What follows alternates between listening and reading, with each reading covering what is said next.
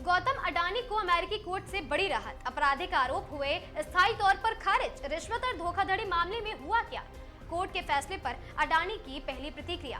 नमस्कार, आगाज टाइम्स देख रहे हैं आप, मैं हूं आपके साथ पलक शर्मा। गौतम अडानी को अमेरिका से बड़ी कानूनी राहत मिली है। अमेरिकी संघीय अदालत ने अडानी और उनके भतीजे सागर अडानी के खिलाफ चल रहे आपराधिक मामले की स्थायी तौर पर उसे खारिज कर दिया है। लेकिन जिस मामले में दुनिया भर में सुर्खियां बटोरी, आखिरकार उसमें आरोप थे क्या? अडानी को मिली राहत का मतलब क्या है? आइए समझते हैं पूरा मामला। अमेरिका की ईस्टर्न डिस्ट्रिक्ट ऑफ न्यूयॉर्क की संघीय अदालत ने गौतम अडानी और साथी सागर अडानी के खिलाफ आपराधिक आरोपों को विद प्रेजुडाइस खारिज कर दिया है। यानी कि अब आपराधिक मामले में लगाए गए आरोपों को उसी रूप में दोबारा से दायर नहीं किया जा सकता। दरअसल अमेरिकी अभियोजकों ने अडानी और साथी अन्य लोगों पर भारत में सोलर प्लांट कॉन्ट्रैक्ट हासिल करने के लिए कथित रिश्वत और साथी निवेशकों को गुमराह करने से जुड़े आरोप लगाए थे।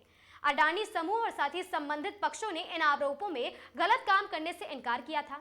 मई 2026 में अमेरिकी न्याय विभाग ने इस आपराधिक केस को आगे नहीं बढ़ाने का फैसला किया था। इसके बाद अदालत ने मामले को औपचारिक रूप से खत्म करने की प्रक्रिया चली और साथ ही जज ने सरकार से केस वापस लेने के कारणों पर स्पष्टीकरण भी मांगा था। इसके बाद गौतम से यह भी पूछा गया कि क्या केस खत्म करने के पीछे किसी तरह का वादा, समझौता या लेन देन हुआ था। अडानी ने शपथ पत्र पर किसी भी ऐसे समझौते या डील की जानकारी से इनकार किया। अब अदालत के अंतिम फैसले के साथ इस आपराधिक मामले और कानूनी कार्रवाई खत्म हो गई, ऐसा बताया गया।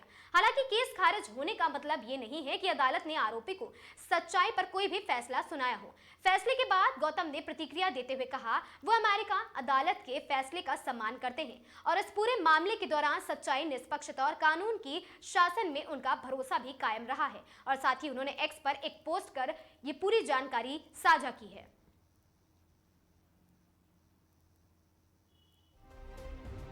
गौतम अडानी के लिए सबसे बड़ी राहत यह है कि अमेरिकी आपराधिक मामला अब स्थायी तौर पर बंद हो चुका है। लेकिन करीब 2 साल तक चर्चा में रहे इस मामले ने कई बड़े सवाल भी खड़े किए थे, जिन पर अब कानूनी कार्रवाई का ये अध्याय खत्म हो गया है। आपकी क्या कुछ राय है? आप हमें कमेंट बॉक्स में जरूर बताएं। मैं थी आपके साथ पलक शर्मा, देखते रहें आगाज टाइम्स।